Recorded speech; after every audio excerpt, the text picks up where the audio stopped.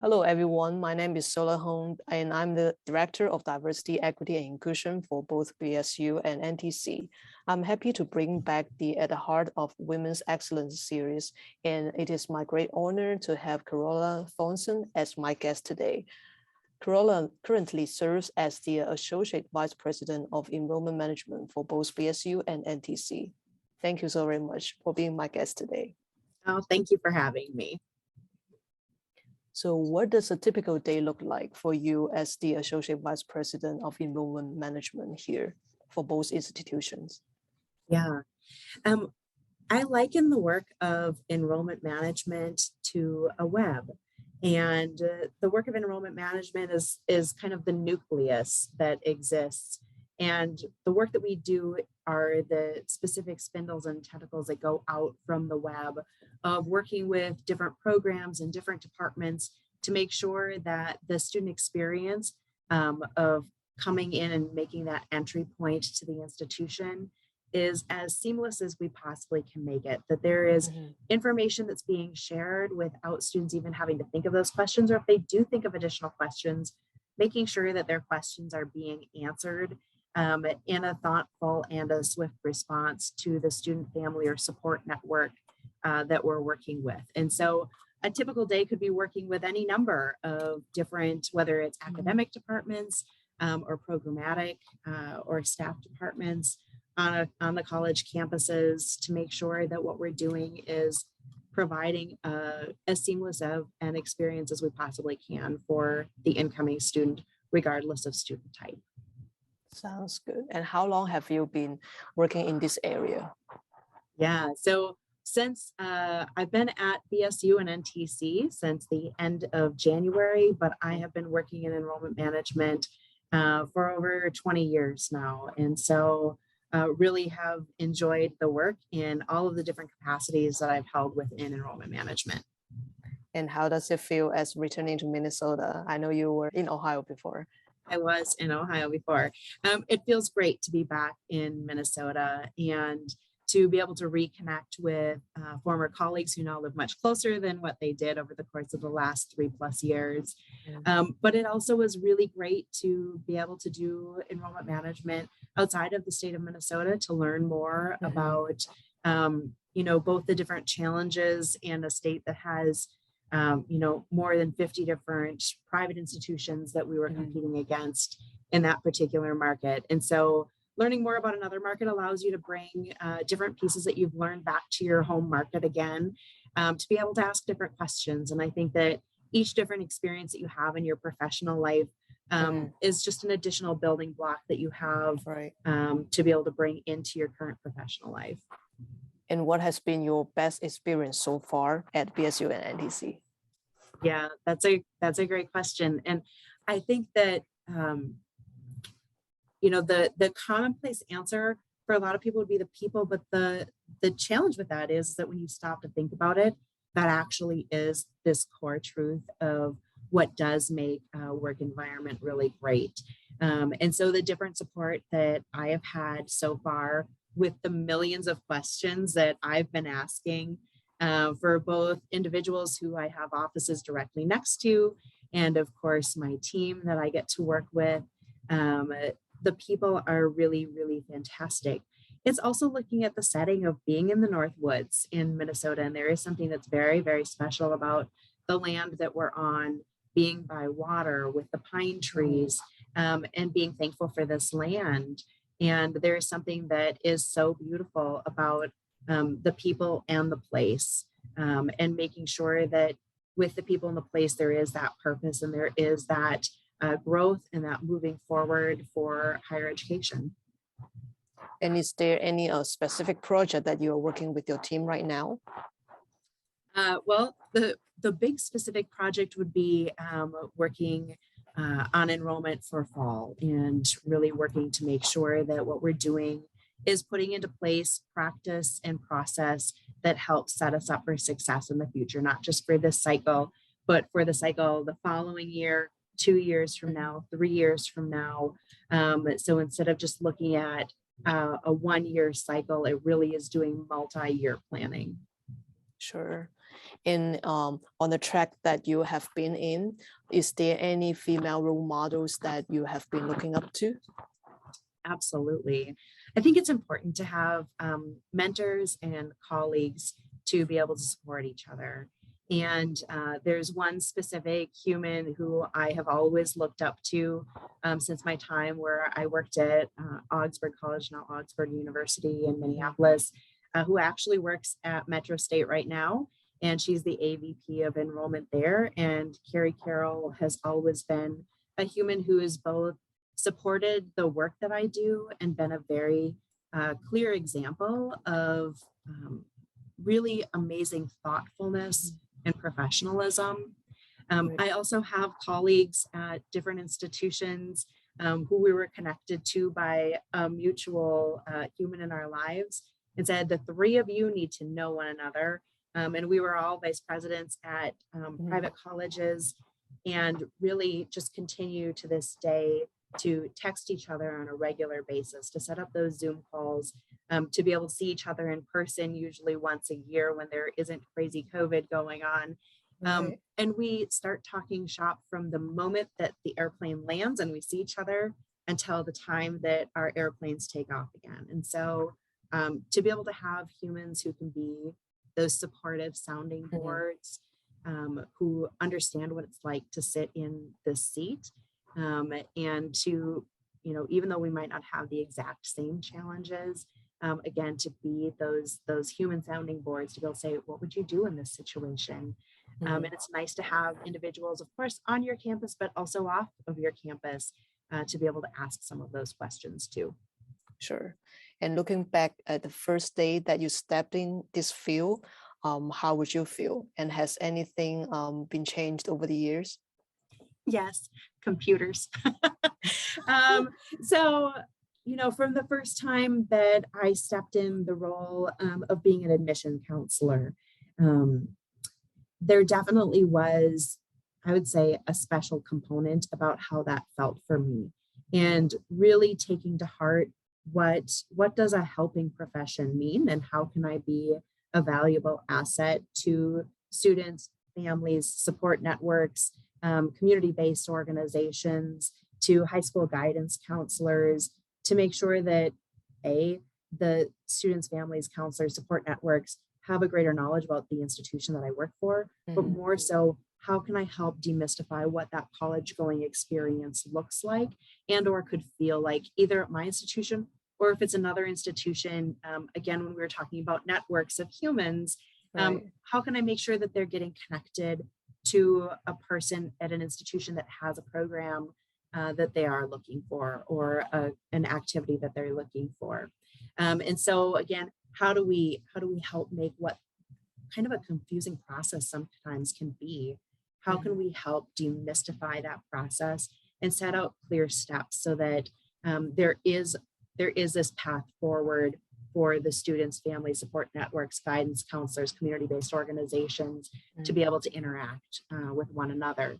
But when we're talking about what has changed, I used to have recipe boxes that would have index cards in them, that would have contact information from students who had visited campus and I had visited with, to now, of course, you know, my daughter is like, you're so old, Mom, because he used, you know, these recipe cards and index cards in those recipe boxes. And today, as many are well aware, these are pieces that we do, you know, through computers, through online modules. And so a lot has changed in that regards. A lot of, you know, you take all of the handwritten notes because that's the mode of communication that was necessary when I first started. And look at how, even more than email, how texting has changed that to be a preferred, you know, method of communication for so many students, and that's how we're reaching out. And even thinking about 10 years ago, what social media meant versus what social media means today, and all of the changes that take place within the realm to be able to figure out how do we meet students where they're at. And so that has been definitely a change over the course of the last 20 some years. And if not working in this area of enrollment management, what profession would you like to attain? Yeah, That's a really great question. I had to stop and think about that one because it is hard to picture me doing something other than what I'm doing right now because I really do have such a passion for it.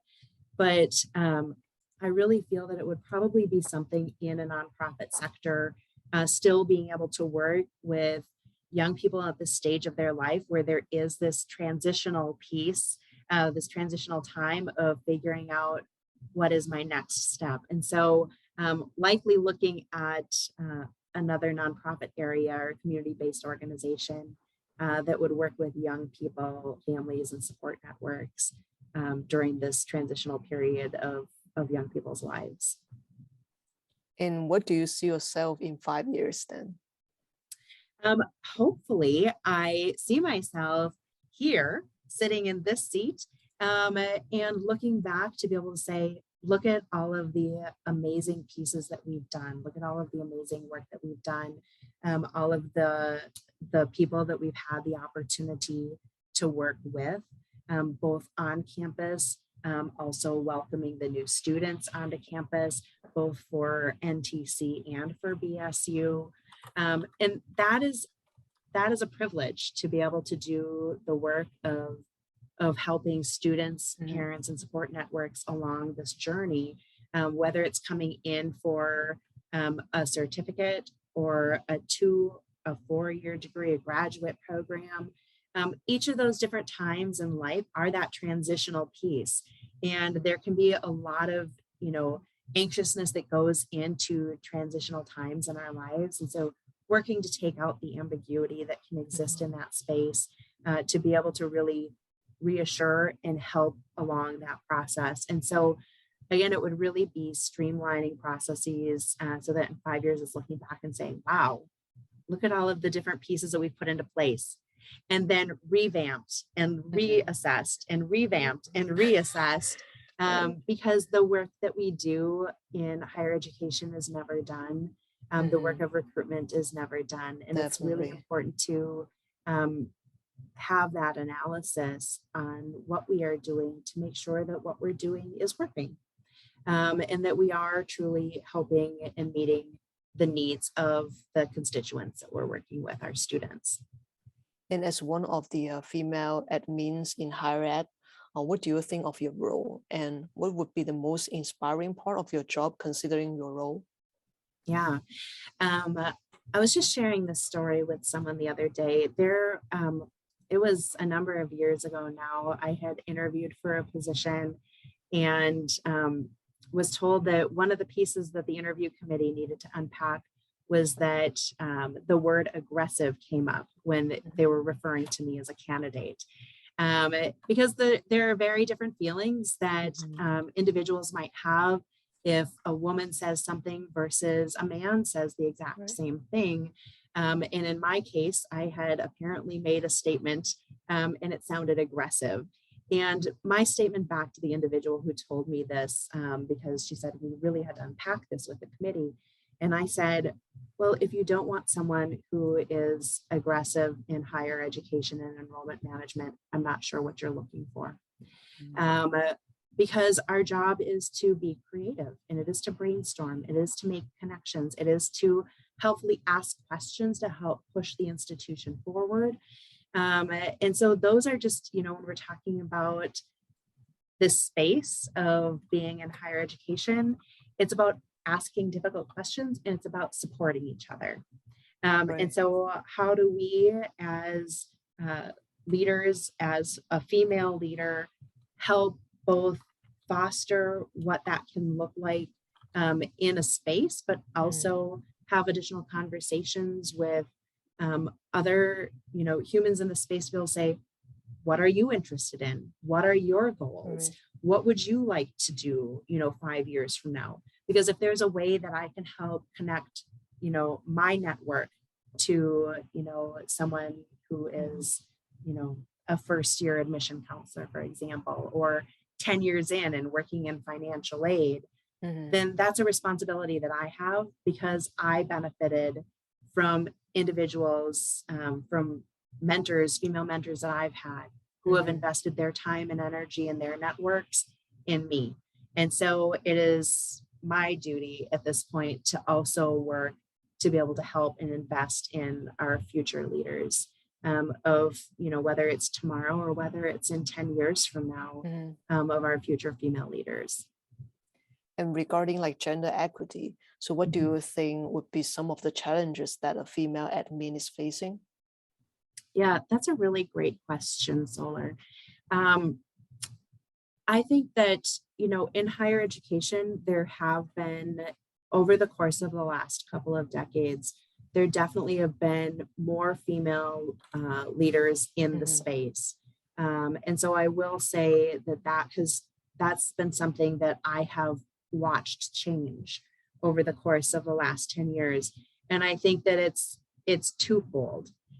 It's individuals who are saying, we want to see, different levels of diversity on the institutional cabinet, within our teams. And so that is a very intentional piece that is on leadership, right? Like that is a conversation that needs to take place, to be able to make sure that women are at the table, and being represented in meaningful ways. And speaking of challenges, what's your favorite word or saying that to motivate yourself? Sometimes when you're in a space and you're trying to figure everything out. I'm in a space like that right now, right? When you have an employment transition that you're making to a new place and you're working to learn both the people and the place and the process that takes place to be able to advance different pieces forward, it's important to be able to say, you can do it. And it sounds simplistic, but it definitely is something where sometimes you just need to sit in that space with yourself and say, you can do this, and take that deep breath and clear your mind to be able to clear-headed move forward with what you're working on. Because it is really easy, and that's something that you see a lot of times in the workplace, is women discounting themselves, to say, I can't do this, or I'm not as smart as this person, or, I just saw this and that intimidated me in a different way. But to be able to say, no, I'm in this space for a reason, I can do this. And again, for us to lift each other up to say, you're in this space for a reason, you can do this. So, as simplistic of a mantra as that is, I think that it's a necessary one. Sure. And I know enrollment management can sometimes be very stressful. So how do you balance your work and life? How do you relax? I sit in my lazy boy. No, I'm just kidding. I think that is really a really, really important piece for so many people, is especially right now after COVID, is being able to figure out how is there a work-life balance. And it goes back to, what are those components that feel good to help you unwind, right? For me, sometimes that's reading. Sometimes reading doesn't help me though. And sometimes it's just sitting in a quiet space. Sometimes it's turning up music that I love on my way home and being a rock star in my car. And I always sound really great because I turn up the artist just a little bit louder than myself, so we can't hear me sing. Or hanging out with my husband, and I have a 13-year-old, hanging out with my husband and daughter, getting unconditional love from our dog, right? Like just any number of these different pieces. And here in Bemidji, we have this luxury of the beautiful outdoors. So taking a walk, going out and snowshoeing, those are just different pieces. And I think it just kind of depends on the mood of, what does that unwind look like? Because sometimes a really stressful day could be just sitting and working on an independent work. And sometimes a really stressful day could mean, meeting with a lot of people. So when you go home and you have a tired brain, it's what's going to help, re-energize again. And it could be any number of those different pieces. And the theme of Women's History and Heritage Experience this year is providing healing, promoting hope. So what would be that one piece of advice that you would like to give to other young women? Yeah, is to stop saying, no, I can't, and to start saying, yes, I can. Because again, it's very easy to minimize what you believe your skill sets to be, and very easy to maximize what you believe others' skill sets to be. To take that step back and say, I can do that, or I have done that in these different experiences, and I am able to take that next step forward. And so basically for the self to realize the self's value. Awesome. That's all the questions I have for today. And thank you so very much again. Oh, thank you so much, Solar.